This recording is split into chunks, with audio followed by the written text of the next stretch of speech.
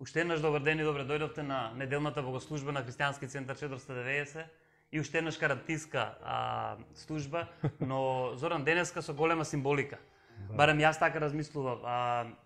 Пред се фала еве да кажеме на славењето и она што го правиме секоја недела, тоа славење, тие проповеди се толку силни, толку силно действуваат во многумина луѓе, а посебно во оние што одлучиле да действуваат силно во нив.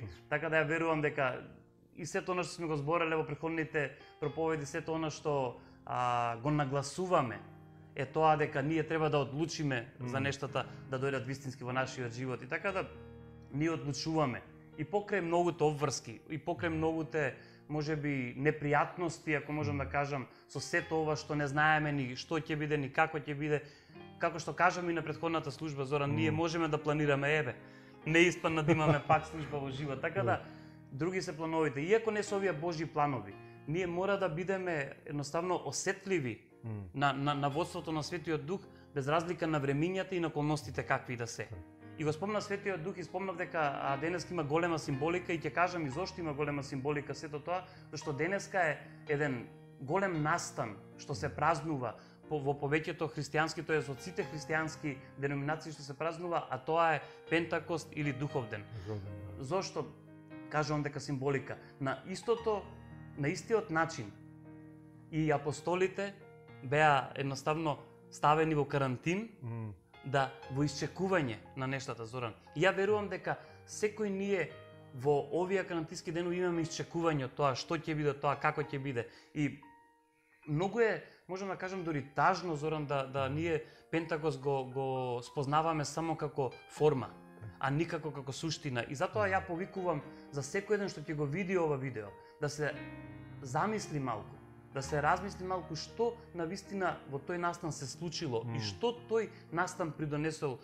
Денеска, Зоран, ако бевме можеби религиозни луѓе, ќе пеевме Happy Birthday на црквата, зашто денеска е баш нели тој роден ден на црквата, она што ние го препознаваме, но еден од светите оци на христијанската црква има изјавено дека Пентакост не е само за еднаш во годината, Пентакост е секој ден. И она што го согледуваме, она што навистински се случува е она што кога Светиот Дух дојде да живее во нас, тогаш можеме да гледаме дека не мора ние ниту да се потсеќаме на недели или да се потсеќаме на датуми, него наставно знаеме дека е жив, затоа можеме да кажеме Пентакост е секој ден во нашиот живот. Амин. Да. Ја не знам како е за вас, како вие го доживувате се во ова или овие денови, али ја морам да признам дека кога пастор Илија ме покани да разговараме за оваа тема, возбудата во мене одеднаш се зголеми пута 10, по 10. И ја не знам за вас вие како го доживувате се во ова, па ќе кажам овој ден, али да се зборува за црквата, да се зборува за невестата Христова. Тоа е нешто чудесно и го правиме со голем почит, со голем стравопочит, ја би рекол. И затоа јас кога зборувам за црквата, би рекол дека тоа е едно од најубавите нешто што може да го објасниме, да го зборуваме и да го живееме. И затоа почетокот на црквата, како што ти кажа, и денеска можеби ќе има или барем ќе се обидеме еден дел да го објасниме како и ќе наликува можеби на поучување, али истовремено тоа е добро, затоа што мнозина не знаат што е црква. Да, мнозина знаат, го слушнале зборот црква, може и велат јас сум бил во црква, јас сум крштеван во црква, јас сум венчан во црква, али ако ги испиташ луѓето, ако ги потпрашаш малку повеќе, добро, што е тоа црква? И они веднаш ќе ти кажат, па тоа е зграда. А што е диаметрално спротивно од она што ние знаеме што е црква или она што Исус го нарекува црква. И затоа е добро да се знае што е тоа црква. И ај само пред да објаснам што е, да почнеме да објаснуваме што е црква, само да го спомнеме зборот Пентекост. Океј. Зборот Пентекост не е некој мистичен збор, тој не е некој тежок збор, нема некоја посебна духовност во него, освен тоа што настанот заземал место и потоа самото тоа го прави тоа име го прави силно. Грчкиот збор за 50 е Пентекоси или Пентеко. Така да самиот збор Пентекост означува 50-тиот ден од воскреснувањето на Исус. Значи тоа е од 50-тиот ден од воскреснувањето на Исус. И затоа и што се случува тогаш? Светиот Дух доаѓа на земјата и тогаш се раѓа црквата. Она што Исус го вети, го исполни. Значи Исус не беше како ние, како обичните луѓе кои што ветуваме и некогаш можеби ќе исполниме, он го вети Светиот Дух, им го вети на учениците и го испрати. И кога дојде Светиот Дух, се роди црквата. И затоа Пентекост е многу битен, специфичен ден пред 2000 години и затоа ние како да кажем, го зимаме како роден ден на црквата и пак ќе кажем, нема ништо духовно посебно во името, али заради она што се случило на тој ден, ние денеска тој ден се уште го празнуваме или па го зимаме како нешто многу силно и многу значајно за црквата и секој ден кој што ја разбира, ја љуби и сака да живее во црквата мора да го разбира овој дел. Барем за почеток. Дефинитивно, Зоран. Дефинитивно нема, ако воскресението е најважен настан за човештвото, е најважен настан за поединецот, тогаш мора да признаеме, сакали или не ќеле, дека Педесетница или Пентакост или Духов ден е најважен датум за црквата. Так.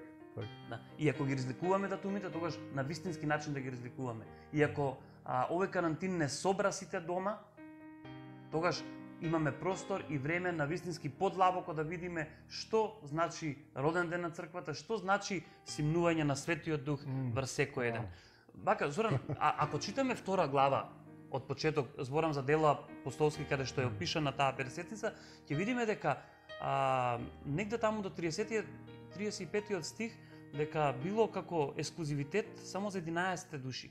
Така дури нели уште не се 12 или веќе се 12 со Матеј чекаат, но ако го земеме веќе 35-тиот 36-тиот стих каде што кажува за сите, тогаш ќе видиме дека да е ексклузивитет, многу битно, е ексклузивност да живее Светиот Дух во тебе. Значи голема ексклузивност е Светиот Дух да живее во тебе. Немој тоа да занемаруваш или немој на тоа да стануваш рамнодушен. Но не е ексклузивитет само за некој, за поединци или за раната црква, него е ексклузивитет за сите нас.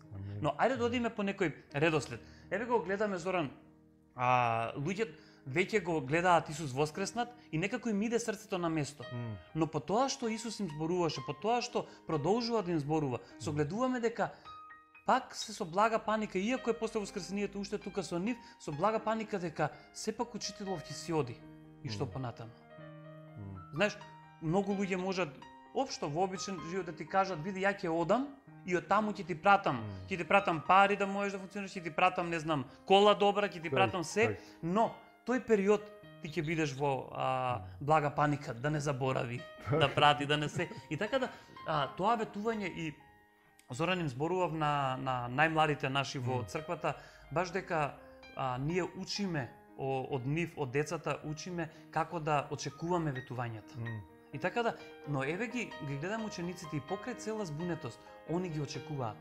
Се собираат и очекуваат да се случи ова. И види што им зборува во првата глава дела апостолски, негде 7-миот и 8-миот веќе стих, што Исус им кажува како големо охрабрување, како ветување што го гледаме после исполнето. Иако целиот Стар Завет, мора да го знаеме ова, дека целиот Стар Завет пророкуваше за ова. Исус објаснуваше за ова, ќе видиме понатаму во кои делови Исус кажа дека ова ќе се случи и еве го сега веќе иде време да се случи. И во првата глава на дела апостолски кажува веќе 6-тиот стих, а кога се собраа, го прашаа велејќи: Господи, сега ли ќе го споставиш царството Твое?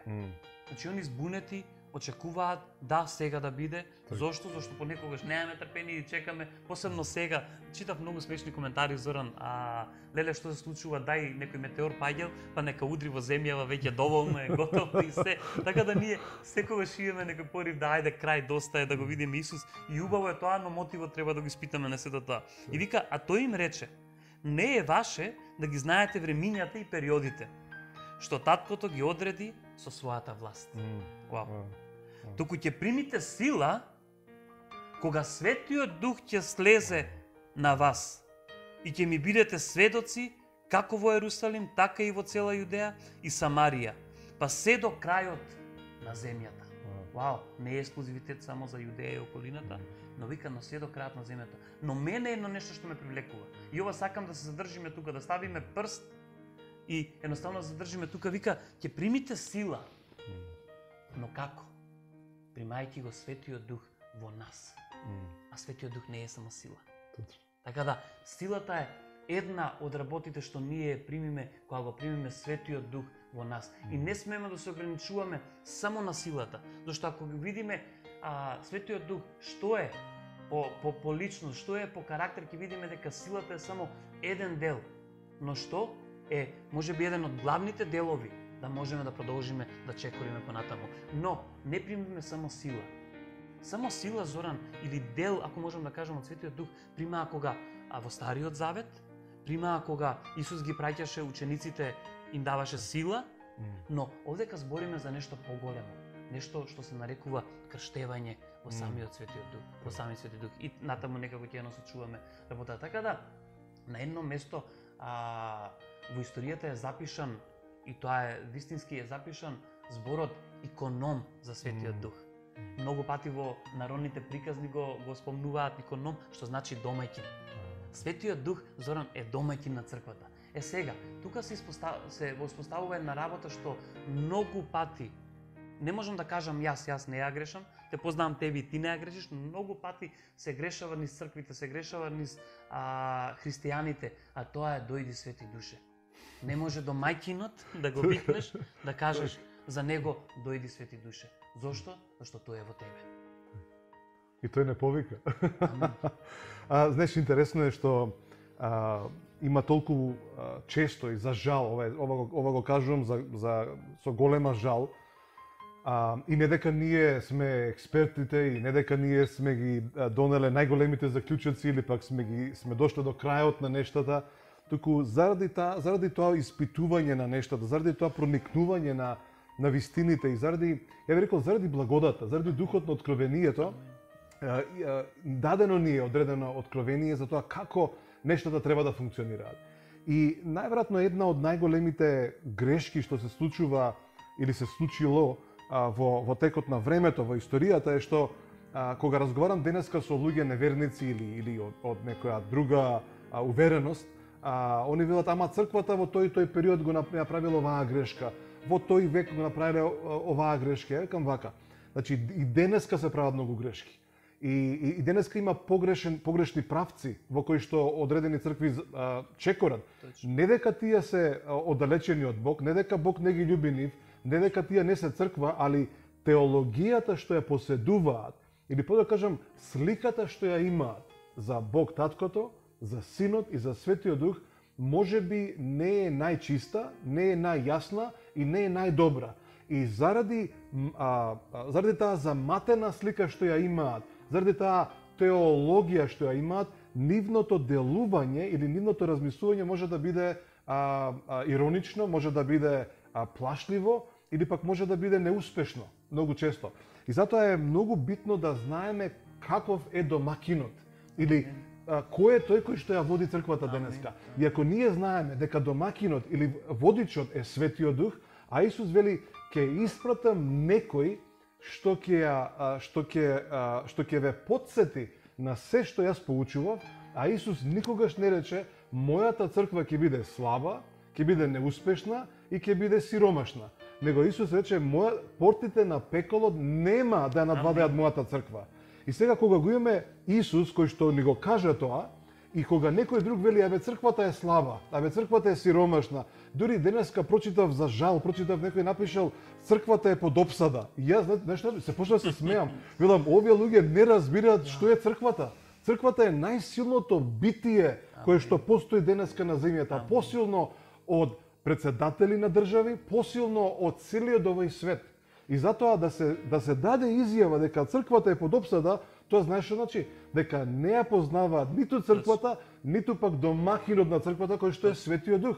Затоа што Светиот Дух е тој кој што е сега ја води црквата во што? Во целата вистина која што Исус ни ја каже на учениците и ја остави да бидеме потсетувани. И затоа црквата Или да кажам, Светиот Дух е тој кој што не води во вистината за тоа како црквата или што е црквата. И затоа е за мене лично, ја верувам дека го разжалостува срцето на домакинот, на Светиот Дух, кога некој не ја разбира црквата, не знае што е тоа црква и не знае зошто е црквата. И затоа е многу битно да се познава Светиот Дух. И затоа ја секогаш велам, запознај го Светиот Дух. Тој ќе ти објасни што е како е. Али истовремено морам да го кажам овој дел, дека заради разбирањето што го имаме дека црквата е победоносно битие или пак има победоносната иднина пред нејзе. Всушност тоа веќе не е ни иднина, тоа е заклучокот што Исус го направи пред 2000 години. Значи Исус, ние сега не одиме кон некој правец па за да станеме победници, него црквата веќе е победничка. Она што нас ни останува е да се научиме во таа вистина и да го живееме тој живот на победа, кој што веќе е воспоставен во умот, во разумот и во волјата на нашиот Бог. Амен. Амен. Вау. Амен, Зоран. И мислам, ја верувам дека ќе ни треба многу проповеди за да офатиме се, за да опишеме се, зашто самиот наш живот покажува дека Светиот Дух живее во нас. Зоран, сега ќе ви кажам дека самото тоа што јас кога спомнувам некои зборови и Зоран се насмевнува или Зоран кога спомнува работи што јас сакам да ги кажам е доволен доказ дека Светиот Дух и како живее во сите нас и како ги знае да ги оркестрира работите. И знаеш Зоран, една небулоза или заблуда, ако може да се каже, Светиот Дух не го заобиколува нашиот здрав разум. Петар кажува, вика, ви зборувам на вашите здрави разуми. Па така да сега ние сме во некој транс и не знаеме што зборуваме, едноставно Светиот Дух е врз нас, зборува се со здрав разум, со целосно почитување на Светиот Дух како нас, како наша личност и нашиот разум и нашите срца ни ги открива работите и никогаш не брза во откривањето нешто да кај нас легнат. Така да ако нешто се случува е тоа каков е тој процес нас да ни легнат работите. И спомна еден многу силен збор што јас сакам натаму да ја насочам целата проповед, е силна црква. Да, е силна црква. И сега, дали ние можеме да речеме па каде е силната црква кога имало маченици, кога имало се, но ајде да видиме во што е зачната црквата. Во што? И ќе читаме некои кратки од втора глава, нели кога веќе доаѓа тоа крштевање со Светиот Дух, вика а кога дојде педесетница сите беа собрани на едно место и одненаже се чу бучава од небото, како кога дува силен ветар и ја исполни целата куќа во која седеа. И им се појавија јазици како од пламен. И еве го она што е толку неразбрано, кога Исус кажува дојдов да донесам оган на земјата. Ова е толку неразбрани стихови од Исус кога вика јас дојдов оган на земјата. Што значи тоа? Еве го оганот, еве ги тие огнени јазици, оганот на Светиот Дух, што секој еден сега може да оживее, он тоа го донесе и тоа го мислеше. И оди па натаму, им се појавија јазици како од пламен кои се разделија и над секого од нив застанаа по еден. И ете сите се исполнија со Светиот Дух и почнаа да зборуваат на други јазици, како што Духот им даваше да говорат. А тогаш во Ерусалим живееја евреи побожни и луѓе од сите народи под ова небо. И кога се чу бучавата, се собраа многу народи и се збуни, зашто секој слушаше како што зборува на неговиот јазик. И не одиме понатаму и си ги читате сите. Што сакам да кажам со ова? Една манифестација во сила, во власт. Тоа го гледаме после тоа и во Петровата проповед, каде што 5000 луѓе се спасуваат наеднаш. Тоа го гледаме во секое движење после на раната црква. Без разлика ние можеме да се фокусираме на мачениците и да бидеме уплашени и да живееме, но они живеат победоносен маченички живот. Живот маченички во сила, така да зависно од тоа кај го ставаме фокусот, ама ги бркале по пештерите. Да, но каде е сега црквата? Така да тоа пионерско дело не значи дека било дело каде што било слабо, било мачеништво пред се, него било во силата на Духот. Она што Духот го донесе беше сила и она што црквата е силна црква. Затоа ја ќе кажам, цркво, ако си заспана, разбуди се. Цркво, ако овие работи не ги согледуваш, почни да ги гледаш од тебе, од поединецот, па да продолжи ни целата црква. Зошто што црквата е силна црква. Црквата е победоносна црква. Кој може да дојде до обсада кога самата Библија ни кажува дека портите на пеколот не може да на 2 сата. Го прочитав и ја тоа и затоа малце и дури ме насмеа, али одиме понатаму. Така да црквата е силна црква. Црквата, ама иле, црквата е силна ли што правиме гле со коронава? Корона имало и пострашни работи, но црквата обстанува. Ние треба да ги препознаваме времињата, треба да се молиме за времињата, треба да бидеме, ако можам да кажам, на штрек за работите за времињата. Но како на штрек? Дали во страв или дали во сила? Тоа е прашањето мое. Амен. Знаеш, ја верувам дека има многу стихови, ајде да не збориме историски. Некој ќе каже, ама тоа историски многу работи се случувале. Значи, еден од стиховите кој што е веќе запишан во Дела апостолски, на самиот почеток, вели вака, дека иако беа во токава мала бројка, знаеш што вели за црквата? Го свртеа целиот свет наопаку. Така да, замислете, која е таа сила, која е таа мок и кој е тој начин за да таа мала група на луѓе, од неколку илјадници луѓе, за да го превртат целиот свет наопачки. Значи, сите луѓе слушнале за веста и се им се превртило. Значи, им се превртиле работите. Така да јас верувам дека силата не се наоѓа во тоа, ти спомнуваше за учениците, зашто биле збунети, тоа што они, и дори кога Исус воскреснува, они се уште мислеле дека саќе, ако дури кога воскресне Исус, они очекувале да дојде со оружје, да дојде со топови, да дојде со нешто, со некои си страшни арми, и дури и тогаш они не го разбираат делот, затоа го прашуваат кога ќе го воспоставиш царството. Очекувајќи некаква си сила, очекувајќи некакво си дејствие кое што ќе ги смени нештата. И тоа ни зборува дека ако тогаш они не го разбрале, и ден денеска има луѓе кои што не го разбираат тоа. И ден денеска луѓето очекуваат некаква си дојава на или прилив на некои, не знам, ангели да дојдат па нас да не спасат. Не, силата на црквата е во проповедањето на евангелието и во разбирањето на Божјото срце. Тие се две нешта кои што идат заедно. Проповедање на евангелието, проповедањето на добрата вест. Што е добрата вест? Дека Бог не го суди овој свет, дека Бог умре за овој свет, дека го даде својот син, да секој што ќе поверува да биде спасен. Тоа е добрата вест. И затоа таа добрина има своја сила, која што ги менува човечките срца, ги менува човечките умови. И не ги остава луѓето да бидат исти. Едноставно не ги остава. И затоа силата сега на црквата е преку дејствувањето на Светиот Дух. И затоа Светиот Дух е тој кој што постојано ни го покажува Исус, каков е, и заради тоа што ни покажува каков е, ние знаеме дека е добар. Знаеме дека е полн со благодат, полн со вистина, полн со љубов, полн со надеж, полн со вера за оние кои што ги љуби. Кого љуби Исус? Ги љуби сите луѓе. Кој ја разбере неговата љубов? Оние кои што ја прифаќаат таа љубов. Така да, опцијата, или подобро кажам, можноста за да овој свет повторно биде сменет, не лежи во тоа дека Бог ќе ги присили луѓето, ниту пак дека ние ќе ги натераме со сила да веруваат, него е во нивната одлука да го послушаат она што црквата веќе им го зборува. И затоа во црквата не постојат други оружја. Тие се оружјата: љубовта, надежта, верата, благодата. И потоа и се користат плодовите на духот. И тоа е силата на црквата. И мнозина размислуваат, ама вие треба да се борите, вие треба да протестирате. Види, има сигурно многу луѓе кои што го пробале тоа. Ама историски знаеме дека тоа не функционира.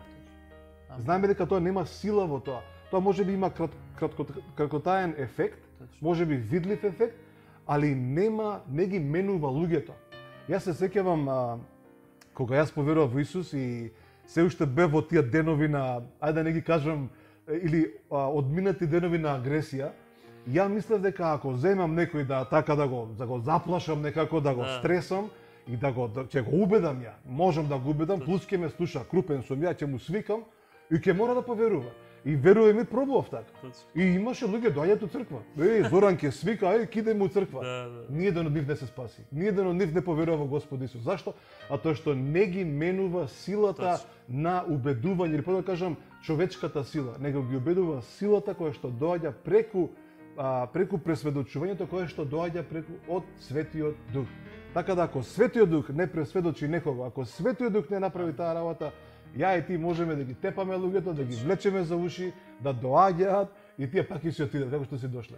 Така да убавината на црквата, или да кажам, она што знаеме дека функционира е кога ќе дозволиме да личноста на Светиот Дух, да личноста на Исус, да личноста на Таткото бидат презентирани, покажани и манифестирани, та луѓето кои ќе ја видат Божјата добрина, тогаш ќе поверуваат и тогаш ќе се спасат. И тогаш ќе се менуваат нештата. И тогаш ќе се менуваат и градови, и региони, и држави. Амин, амин. Зоран, ќе согласиш со мене со нешто, еве и Ријат и Коки ќе согласат, тоа е дека ако мислиме дека ние, нели како што го објасни тоа, ќе свикаме или се, и ќе ги донесеме луѓето, така го ограничуваме самиот Светиот Дух. Да. Али она што го набројавме, она што е плодови на Духот, е нешто што е ставено во нас како љубовта, како верата, тоа единствено тоа.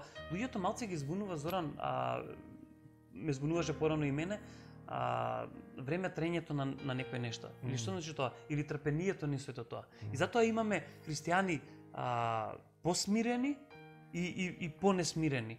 Побунтовни, понебунтовни. Што значи тоа? Понекогаш, пази, самото слово е наречено во Откровение, Христовото слово е слово на трпение. Словото на трпение. И така да мора тука да бидеме јасни зошто го зборам ова. Не го зборам само во контекст на короната, ова го зборам во контекст на секој еден во својот живот што очекува некој нешто. Дека трпението е плод на Духот. И дека мора да биде препознаено во твојот живот трпението. Зоран, додека читав преска на кратко кога кажува дека нели на многу јазици зборувале, ми дојде можам да кажам слободно откровение, едноставно Духот ми покажа како различноста на јазиците во Вавилон направи помешување и како сега овдека Бог ја враќа работата и различноста на јазиците донесува спојување во самиот Свети Дух, во самиот Христос. И така да Бог никогаш не ги остава работите, ако можам да кажам, недовршени. Бог се што прави во целина. На едно место пишува дека он мислејќи на Христос поведе робје со тоа што воскресна, а на сите им подели дарови. И тоа некако се гледа како дека е тоа дело на Христос. Тоа е дело на тројството, тоа е дело на единствениот Бог. Но што се мисли поточно таму? Христос им кажува, ќе пратам некој што ќе ви даде од моето. Што беше неговото на Христос? Љубовта, почитувањето кон другите, исцелението, даровите со кои служеше на луѓето, сето она благодата што ја имаше, сето она што Исус го покажа на дело. Вика, ќе ви пратам еден, утешителот, и ќе ви даде од моето. И еве го гледаме како Христос воскреснува и на небото понесува робје, понесува луѓе што поверувале во него, луѓе што биле во робство од гревот и вика на вас сите ќе ви дадам дарови преку Светиот Дух. Амен, амен. Знаеш, еден дел кој што за мене, пак ќе кажам, возбудливо е да се зборува за црквата, неверојатно силно. И ајде ќе само ќе го објаснам овој дел, можеби малку како поучување, али постојат два грчки збора кои што го пишуваат зборот црква. Едниот од нив е оној што го користиме најчесто и најчесто е преведен како црква, тоа е зборот еклесија. Значи во првиот век, кога Исус доаѓа на сцена, кога Исус се раѓа, зборот еклесија бил еден обичен збор што се користел секојдневно. Значи самиот збор означува собрание на луѓе. Всушност дури историски читаме дека самиот збор се користел како не само собрание, него парламент, каде што не парламент како што ние денес како познаваме, нели толку многу луѓе, али да кажеме во едно село, во еден град, собирот на луѓе кои што одлучуваат, кои што гласаат, се нарекувал еклесија. Али почесто се употребува зборот собир на луѓе. Едноставно собир на луѓе. Но интересно е што постои уште еден друг збор, грчки збор, кој што исто така може да се преведе како црква, кој што е поредок од еклесија, барем во Новиот Завет, али се користи, а тоа е зборот коинонија. Значи постојат два збора, еклесија и коинонија.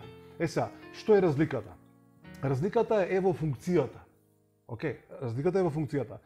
Зборот еклесија, бидејќи Павле почнува да го користи, другите писатели за црквата, они му даваат аспект на владење. Значи, во самиот збор црква е вметнат заради духовната позадина и заради изворот на духовност во Светиот Дух, или прво да кажам, Светиот Дух ги инспирира да го користат овој збор. И затоа они го вметнуваат тој дел на управување и владење.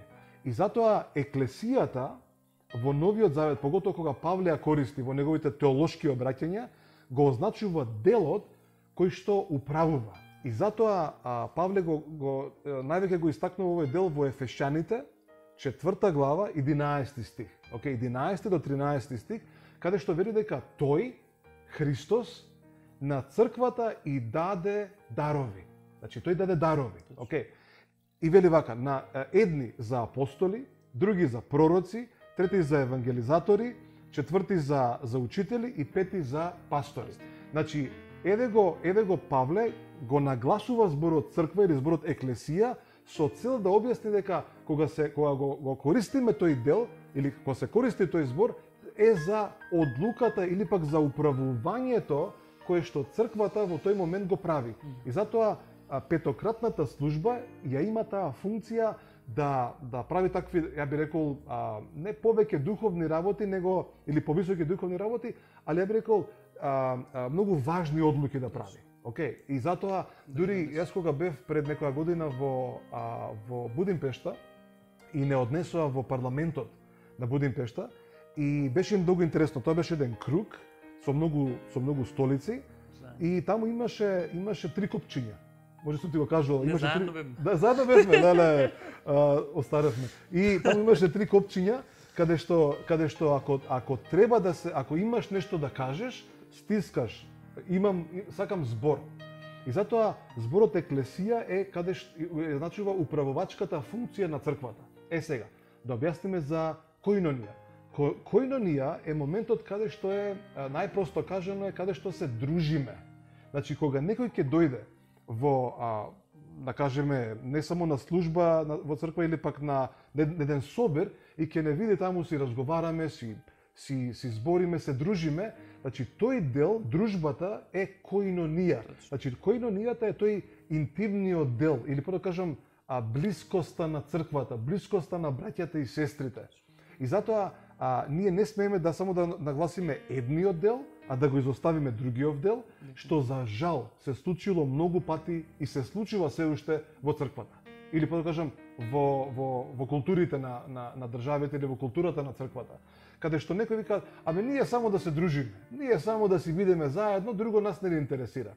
И тоа е окей, ама не е целосниот дел, целосната слика за тоа како црквата функционира. Од друга страна, па имаш луѓе кои што кажат, ние мора да владееме и не ли треба ние, не знам, ние не сме емотивни битија, ние треба само да напредуваме, така да постои тој баланс што верувам дека Светиот Дух ни го нагласува постојано, каде што вели да, почитувајте ги тие што се ставени на позиција, но истовремено имајте го делот каде што ќе се дружите или ќе бидете заедно, или да кажам, каде што љубовта помеѓу вас ќе биде видлива.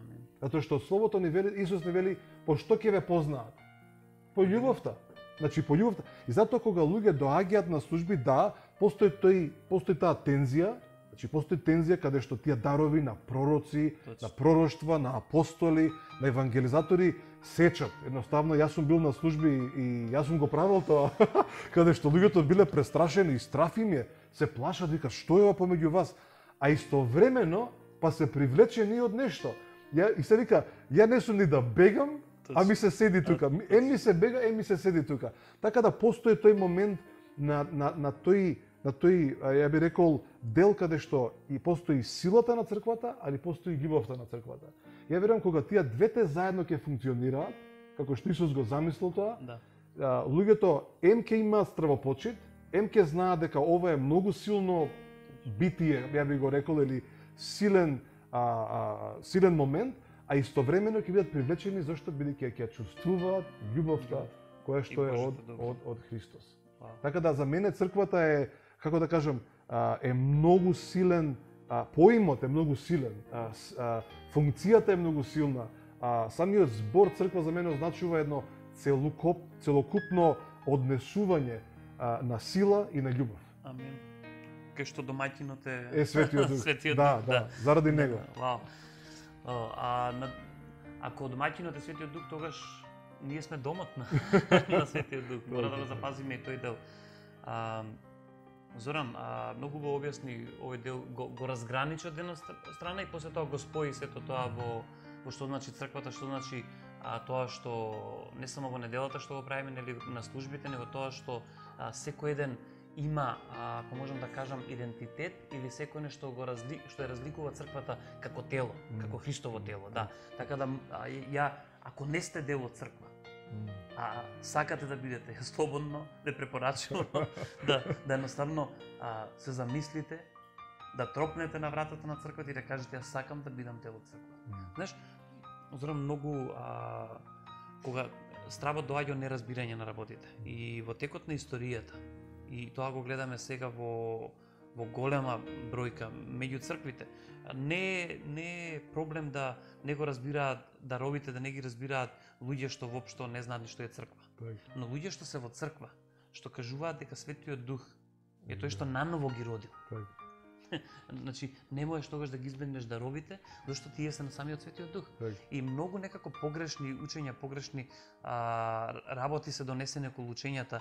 И ја не верувам дека оној што не ги разбира треба да се плаши од самите дарови. Оној што не ги разбира треба да побара упатство за истите. Така да ние ги имаме даровите во нас и нашата убавина е да побараме упатство за истите тие. И ако читаме 2 Коринтијани, ќе видиме дека упатството е негде на средина. Ако 12 глава зборува, мислам дека 12 глава зборува за 1 Коринтијани, извинете. 1 Коринтијани 12 глава зборува за даровите и 14 така зборува. И упатството е во самото 13 глава, таа главата на љубовта, она што ти цело време сакаш да го спомнеш. Така да ние ајде заклучиме едно нешто, не смееме да се плашиме од даровите. Никако, тогаш би се плашеле или би го подцениле самиот Свети Дух, него ние треба да го побараме упатството. И упатството не е секогаш, Зоран, прави ова или прави она. Упатството е најверојатно во 99,9% љуби вака, љуби така. Така да, и посебно со даровите, упатството не е што е засуда, што не е, што треба да направиш со пророштвото, што не треба да направиш. Тоа е веќе поучување кај што во црквата ќе го добиеш.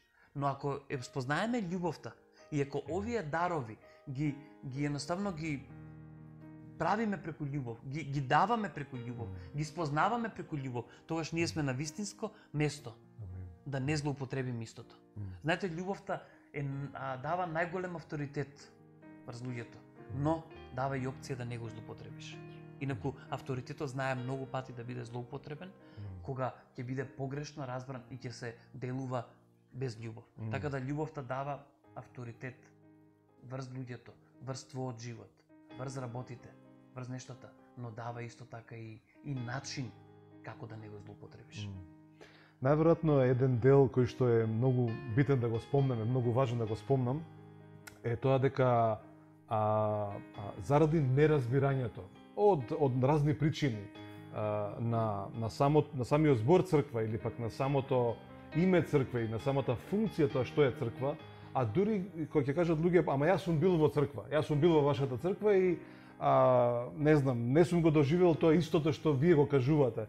И значи многу е важно кога ќе знаеш што е најважното за Бог. Или прво кажам што е најважното за Исус, да не го одбиваш тоа. Значи дури да си имал неубаво, непријатно искуство со некои луѓе, тоа не е причината ти да го ако веќе го љубиш Бог. Ако веќе кажеш јас го сакам Бог, јас го љубам Христос, јас сакам да ја почитувам неговата волја и сакам да извршувам неговата волја. Значи тогаш ти си на добар пат али тоа е само дел од патот. Или да кажам, тоа е дел, тоа е добрата причина да одиш на тој пат.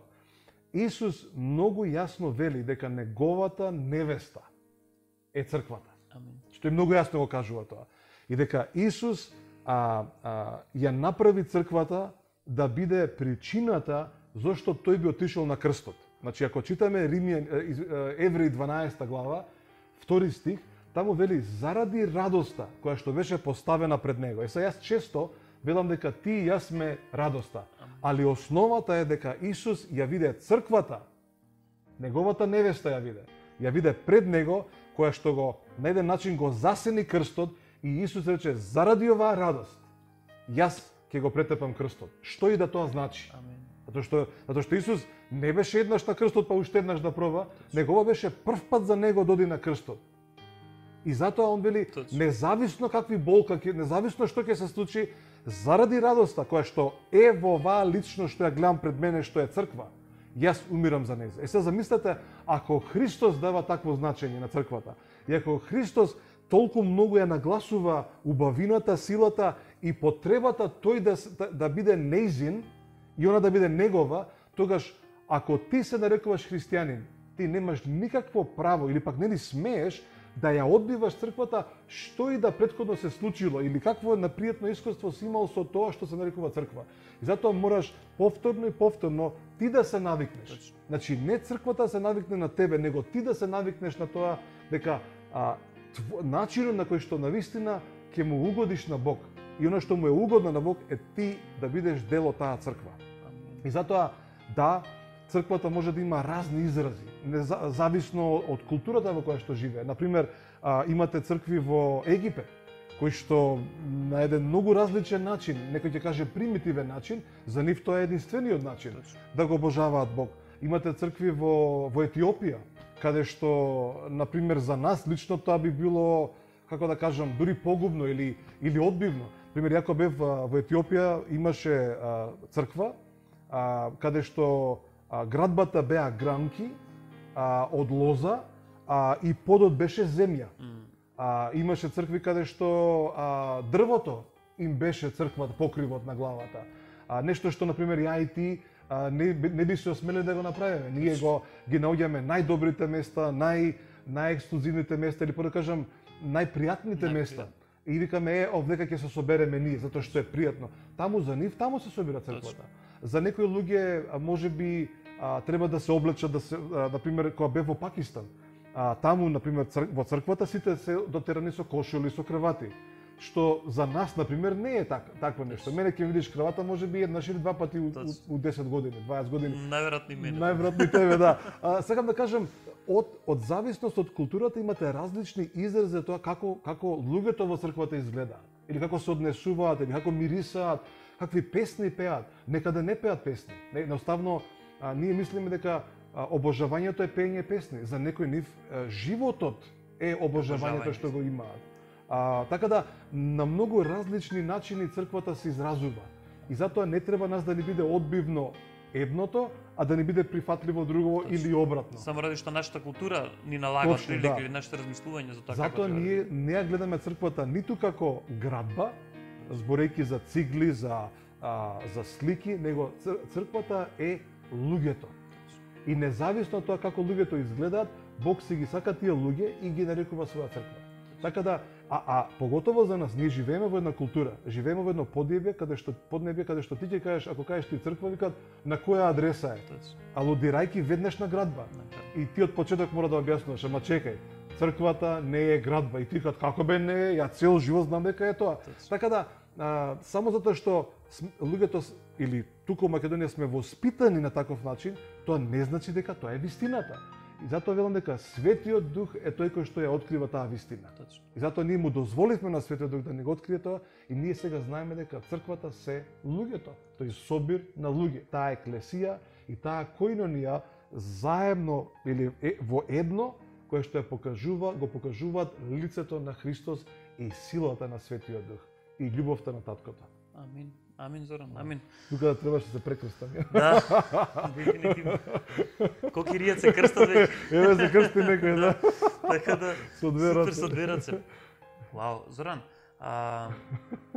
Она што го збори за црква е, она што јас сакав исто така да го споделаме тоа, знаеш, иако е најдоброто најверојатно, иако јас искрено многу го сакам име на срце, таа споредба со раната црква може да биде многу грубо. Да, ние постојано се споредуваме со првата црква, со раната црква и на таков начин да занемаруваме се што ние сега во моментот правиме. Да, и тоа е опасност. Таа е опасност да едноставно ние на црква, ја познавав еден човек каде што кажуваше дека ни цела Европа поминал и не нашол црква слична на него. Вау. И самиот момент слична на него доведува до прашање дали ти бараш црква слична на тебе? Да, дали Исус ти го бараш да биде сличен на тебе или ти си сличен на Христос и треба да влезеш во него. Така да, таа е една опасност што се провеува, што не сме, ја кажувам сега за секој еден поединец што размислувал на ваков начин, што не се наоѓал во една или во друга црква и одејќи по неколку цркви, наместо да се вдоми, ако можам да кажам, само се трупаат осуда врз осуда за истите. Јас кажувам, престани. Престани со тоа, скраси се, кажуваат старите. Скраси се во црква, без разлика колку ги разбираш и колку не ги разбираш. Без разлика колку во моментот водството ти се допаѓа или не ти се допаѓа. Христос, преку Светиот Дух, е управителот на таа црква. Верувај во тоа, моли се за истото, ако наоѓаш замерка, ќе го видиш тоа оправено. Може би многу пати ние, Зоран, кога наоѓаме замерки во нештата и кога ќе му дозволиме на Светиот Дух да едноставно он ни ги објаснува работите, ќе видиме дека на многу пати Светиот Дух на нас насочил.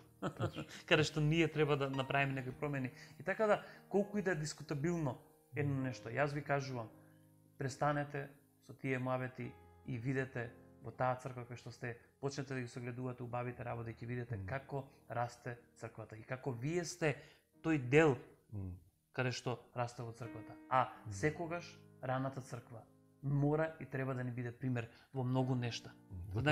За почеток многу работи ние ги правиме ради континуитетот што го имаме. Јас, Зоран, пред овие неколку месеци, не само карантински, него и пред тоа неколку месеци со дома со сопругата, едноставно имавме многу пати убави разговори, дебати, каде што јас постојано изборував за континуитет на нештата. Каде што ние мора да го согледуваме тој континуитет и никако да го занемаруваме, понекогаш Светиот Дух ќе не насочи едноставно некои работи да ги прекинеме одма с места и да почнеме со нешто ново, но никогаш нема да го потценува тој континуитет што си имал пред тоа, но не смееме да го изоставиме тој континуитет на нештата. Црквата има континуитет, ние препознаваме, ние се согласуваме со тоа и одиме понатаму. Ако никако не смееме да ја занемариме раната црква, но никако не смееме да го занемариме и прогресот на црквата низ вековите, прогресот на црквата сега. Зошто? Зашто црквата, некои историчари замеруваат на црквата дека она усвари се менува према потребите. И тоа некако го наоѓаат како лицемерие. Не, лицемерие би било ако не се менуваат. Ако не ги согледуваат потребите на луѓето, новите потреби на луѓето и речат ние сме ваква, па вие идете ако сакате, ако не мора. Тоа е лицемерие, но не е лицемерие црквата да зима разни облици, но пред тоа да не го размиша учењето за Исус.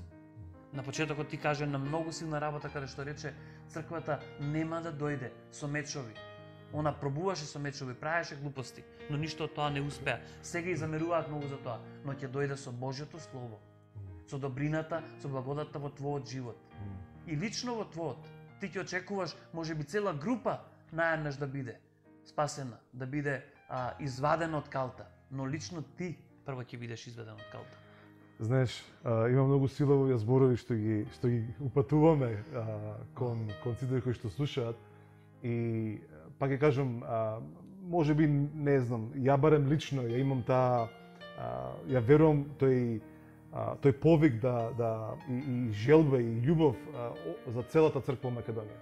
И не само затоа што припаѓам на еден израз, ја би рекол, али општо земено јас сакам целата црква. Ја верувам дека постои една црква во Македонија. Не постојат стотици, не постојат, иако ние им даваме разни имиња на тие групи, али ја верувам дека кога небото погледнува врз Македонија, не гледаат една црква. некојаш не разбираат. И викаат што прават сите таму доле, али они гледаат една црква. Сега, што е интересната работа?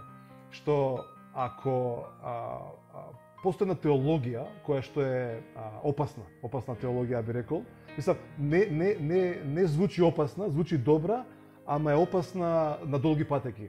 Која е таа теологија? Таа теологија кога таа превладува во многу места, ја би рекол низ Европа, низ целиот свет, каде што луѓето велат само ти да ти биде добро на тебе. Значи ти како поединец да успееш, да просперираш, да бидеш супер и нема ништо лошо во тоа. Значи ја не викам дека тоа е лошо, ја верувам дека треба да биде тоа така.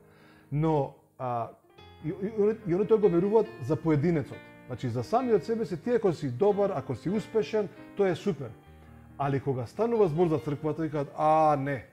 Црквата ќе страда, ќе дојде ѓаволот, ќе дојде антихристот, ќе дојде Петко, ќе дојде не знам кој, па ќе ни прави вака, па ќе од оваа страна ќе не срдисува. И таа теологија мене ми смета. Затоа што од една страна вели ти, љубен од Бог, ти треба да бидеш најуспешниот човек. А црквата, таа ќе си страда. Што е токму спротивното од она што Исус го направи. Исус ја направи црквата да биде силна.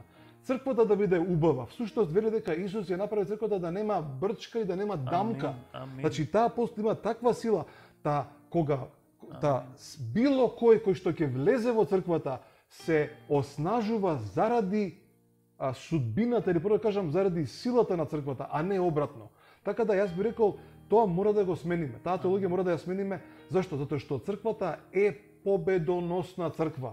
Таа не е намената и таа незината судбина не е да страда, туку да ги менува нештата. Таа е да победува и таа секогаш ќе биде победник во очите на Исус. Да, постојат џебови, постојат места, постојат во историјата каде што заради нешто таа група на луѓе, таа црква не ги разбрала нештата и се уште денеска постојат тие верувања црквата ќе страда. Не, црквата ја има силата да ги менува и председателите, и диктаторите, и властите. Таа е најмокното оружје кое што е ставено на земјата. Всушност, ако ние веруваме дека Божјото царство е манифестацијата, или по да кажам манифестацијата на небото, единствената позиција, единственото битие, легално битие, или пак единствениот легален начин да Божјото царство се манифестира на земјата е преку црквата. Значи, единствен легален начин, единствено легално битие кое што го има правото да ја манифестира силата на Божјото царство, да сите тие чуда, знаци се случуваат на земјата, единствено е црквата. Никој друг нема никако право. И затоа сега црквата ја тегне, ја зима својата инспирација или двигателството на црквата е двигателството на Светиот Дух кој што го има Божјото царство. Само еден стих морам да го спомнам тука, само за да го потврдам овој дел. Иако мислам пред неколку пати, пред неколку емисии го спомнавме ова е Римјани 14 глава 17 стих, каде што вели Божјото царство не се состои во јадење и пиење, туку е праведност, мир и радост во Светиот Дух. Што вика Павле? Божјото царство заедно со праведноста, со мирот и со радоста се наоѓа во Светиот Дух. Светиот Дух во неговата мудрост, во неговата волја одлучил да легалниот дел на манифестација на тоа Божјо царство се случува преку црквата. И затоа сега Светиот Дух е домакин на црквата, а ние сме тие на кои што Светиот Дух нас ни ги дал даровите и задачите како да го манифестираме тоа Божјо царство. И затоа ние веруваме дека црквата е најсилното битие кое што постои на земјата и затоа мораме да ја почитуваме црквата и мораме да ја сакаме црквата, затоа што Христос ја сака. Амин. Амин, Зоран. Амин. Ајде да сведеме малку и тука при крај ќе привршуваме. Мене не ми се прекинува. Знам дека не ми се прекинува, знам дека мислам не спомнавме ништо за даровите и за сите оние нешта, али нели имаме и други како што го рече емисии или други проповеди каде што ќе можеме да продолжиме со ова, ги имаме тие поучувања што ќе траат еве за информација некаде до крај на јуни, па ќе направиме на мала пауза, под септември почнуваме уште појако. мора секогаш прогресивно да се движиме со нештата. Зоран, македонската црква е родена во славење. Не зборам црква, поделбите дошле покасно и сето тоа е историја, може ќе зборуваме понекогаш во низ тие поучувања, но македонската црква, кога Павле дојде во Македонија, е родена во славење, е родена во сила, е родена во испитување на нештата, е родена во дарежливост. И ние никако не смееме, ако се удираме во гради, со тоа дека Павле бил тука, ако се удираме во гради, со тоа дека сме христијани пред сите други, први во Европа, ако се удираме, ние мора да знаеме со што вистински се удираме со гради. Како што зборевме предходната проповед, ако се фали, Павле вика, да се фалиме со оној човек што бил на небото, што и гледал работите, ако се фалиме, да се фалиме со тие суштински нешта, што е црквата, на каков начин е родена и како треба да реагира во моментов. Така да, ја повикувам секој еден што ќе го слушне, без разлика дали е дел од христијански центар, дали се чувствува како дел од христијански центар, дали се чувствува само како припадник на христијанството општо. Ја кажувам, ако си македонец, или ако живееш во Македонија, не мора да си македонец, ако си албанец и било што, и веруваш во Христос, веруваш дека црквата е родена во Светиот Дух, тогаш види на вистински како била раната црква, македонска родена, и на таков начин огледувај се, за да можеш да ги продолжиш тоа дело и самите. Така да, Зоран, кога Светиот Дух доаѓа во секој еден, она што го направи на Педесетница, тоа значи Педесетница е за секого кога ќе биде крштеван во Светиот Дух, секој еден наново што нели ќе се роди, он донесе на обнова, донесе на промена, и таа обнова не беше само за тогаш, за тие пред 2000 години, и тука заврши нешто и сега ние само се потсеќаме на тоа, се мемориите не навраќаат, него таа обнова постојано е во нашиот живот, преку метаноја, преку обнова на умот, преку разни видови на обнова, но она што Исаија во 43 глава, мислам дека 19 стих го опишува, е тоа 1000 години после тоа се случува, е тоа ново создание во Христос, кога Светиот Дух дојде во секој еден, он те направи ново создание. Знаете, кога е ново создание, Павле вика на едно место, ако е ново, значи старото е во изумирање и еве веќе го нема. Така да ние, колку и да пробуваме да се навраќаме, ние се пробуваме да се навраќаме на нешто мртво, нешто што нема живот во него. Така да и плодовите од неживо се неживост. Да, а плодовите од новото се живот, и тоа живот во изобилие. Така да Исаија таму кажува, еве, правам нешто ново. Правам пат низ степите и правам реки низ пустините. И мене ми е најинтересен последниот стих, последната реченица каде што кажува, зар не гледате? Ние не смееме да не го гледаме тоа што е ново направено преку Светиот Дух. А што е ново? Кој е патот? Кога во Библијата се спомнува патеките, се мисли на старозаветните пророци што не носат до Христос. Но кога се спомнува патот, тогаш се мисли на Христос. Така да, ако е патот, тогаш е Христос, каде направи он? Он не направи навистина во некоја степа руска или не знам каде пат, да се прават такви степи, но он направи во степата на твојот ум, на мојот ум, каде што се беше несредено, каде што имаше многу трња, каде што имаше многу работи што ние не ги разбираме. Зошто направи таму пат? Зашто Исус вика, јас сум патот, вистината и животот. Што значи, преку тој пат во твојот ум, во твојот живот донесе вистина, ги среди мислите, ги среди идеите и донесе живот, и тоа живот во изобилие. И што направи? Направи река. Не направи оаза во пустината. Оаза е место каде што е убаво, но преку ноќ исчезнува. И ние сите, сме зборували за тоа многу пати и не сакам да навлегувам, сите имаме места наречени во нашиот живот оази, каде што се навраќаме кога ни е тешко, но знаат преку ноќ да исчезнат.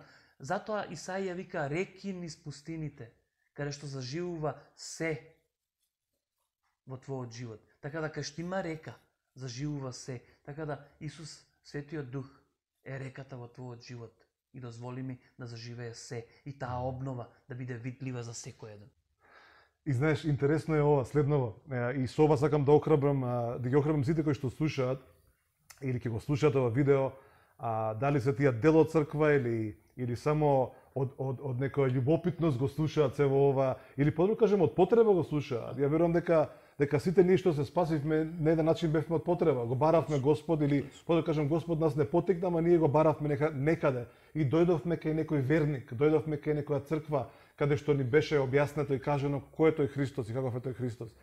И Павле спомнува еден стих, еден збор всушност, во 2 Коринтијани 5:17, каде што вели дека за секој еден кој што е во Христос, тој е ново создание. И ја би рекол дека дури она што ние денеска го знаеме, го проучуваме и знаеме да објасниме зборот црква, еклесија, коинонија, од кај потекнува, како потекнува, кога почнало сето тоа било ново, тоа било нова креација. И Павле дека го користи еден збор кај што вели дека вакво нешто претходно не постоело. Значи за секој кој што ќе поверува во Христос, Павле вели пред 2000 години вели, ваков род или вакво битие, вакво нешто немало претходно, едноставно не постоело. Ова е нешто ново. Ја верувам дека за мнозина кои што денеска ќе поверуваат, ќе им биде ново. И ја верувам дека ова добра можност да отпочнеш еден нов живот во Христос. Или подобро кажам, живот кој што ќе биде преубав, предобар и ќе биде нешто што не си искусил претходно. Да, може би си разочаран од државата, од властите, од случувањата, од се друго околу тебе, али тоа ќе остане за жал. Ако нешто не се смени во тебе, ти очекуваш и сме очекувале да тоа се смени однадвор, но вистинската промена и единствениот начин да доживееш нешто ново е кога ќе се смениш однатре. И ако го прифатиш Христос, и ако прифатиш вистината на неговиот крст, тогаш доаѓа до таа промена внатре во тебе, каде што ти ќе станеш ново или ќе се наново родиш, ќе станеш ново битие. И оно што пред 2000 години им се случувало на луѓето, и не сите овие 2000 години се случувало на секој еден кој што поверувал во Христос, ја верувам дека може да ти се случи на тебе, и одеднаш ќе добиеш нов живот. И одеднаш она што црквата значила цело време и тебе ќе ти стане битно и за тебе ќе има значење. И тек тогаш ќе можеш правилно, исправно и целосно да зборуваш за црквата и само на таков начин да го живееш она што Христос го направи за тебе, да бидеш целосно вставен во таа негова волја и да бидеш љубен од други браќа и сестри кои што се дел од црквата. Така да јас ги благословувам сите кои што го слушаат ова, сите кои што не разбирале што е црква и денеска на еден начин ја верувам дека тоа само Светиот Дух го прави. Ние можеме да користиме многу убави зборови, но Светиот Дух е тој кој што го дава тоа откровение. Така да јас ги ве благословувам и нека биде честит роденденот на црквата. Амин. Амин, луѓе, благослов цркво, честит благословен роден ден. Едноставно препознавај тоа што е во тебе, тоа што е си повеќе од победник и делувај на таков начин. Јас повикувам, како што и Зоран самиот кажа, на карантински убави денови, но пред се дружење со Светиот Дух да излеземе посилни од сето ова.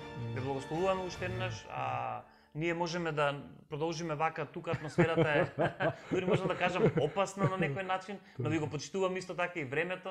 Едноставно, останете во добро здравје, останете во мир и радост на Светиот Дух и се гледаме нареден пат. Чао!